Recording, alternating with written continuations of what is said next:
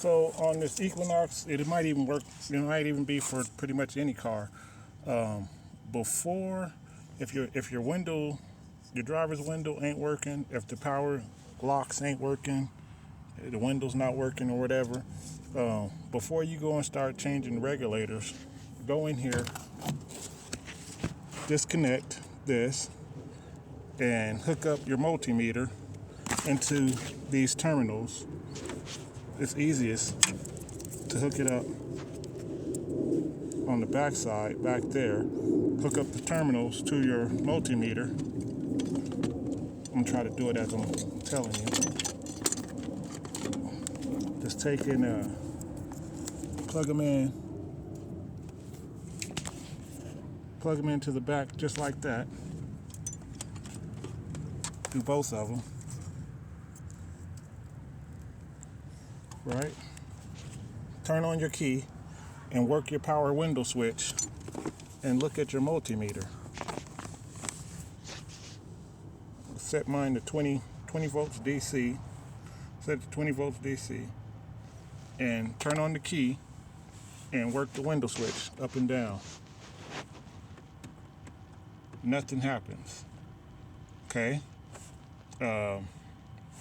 That's what was going on with this. And so, before I went and started tearing that switch apart, I checked the door because a lot of times the door is the problem. And I already fixed it. Sorry, but I already fixed it here. And let me show you what I ended up doing. Let me plug that back in. And another thing you could do is check the motor right here. Take your power probe here. Take your ground terminal with that unplugged.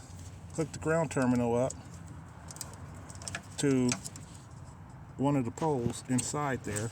Then take the probe, stick it in, connect to the other side, hit the power, and the window should move.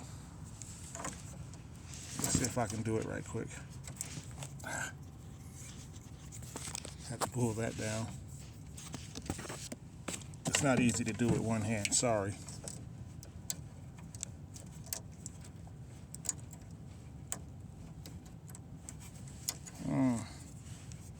It's hard to do anyway, sometimes.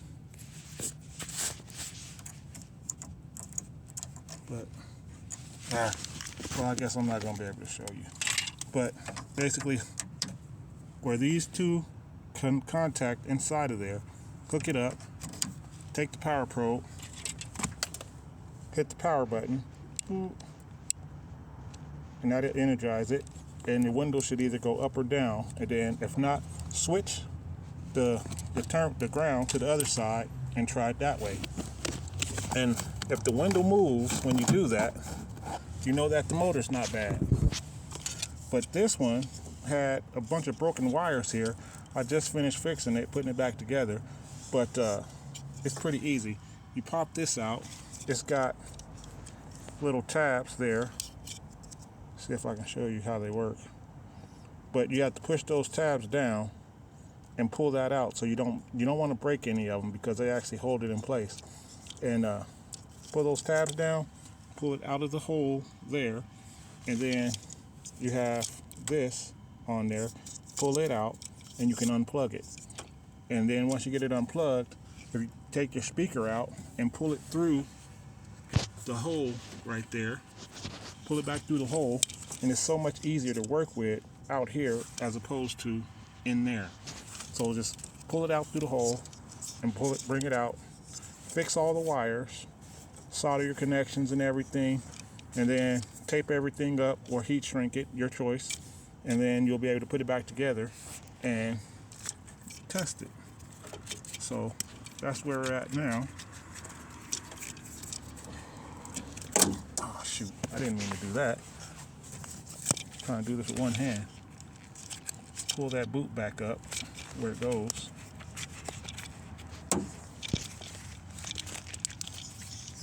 Okay, and then I'll fish it back through the hole. Make sure you get it onto the right side of that window track. Otherwise, that window will come down and hit the window will come down and hit your wire, and you'll be right back in here doing this again.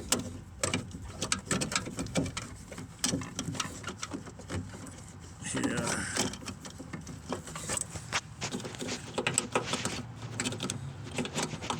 Almost. Okay. We're just fishing this wire through. We'll get that boot out here too. We'll plug it back in.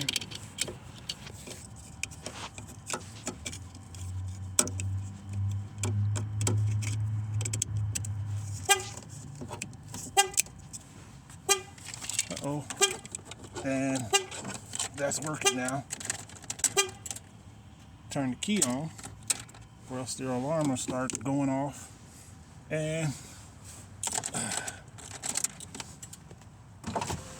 window works. So we fixed the wires.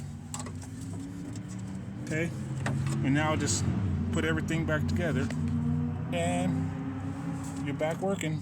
Put your speaker back in and everything, and put it all back together. There you go.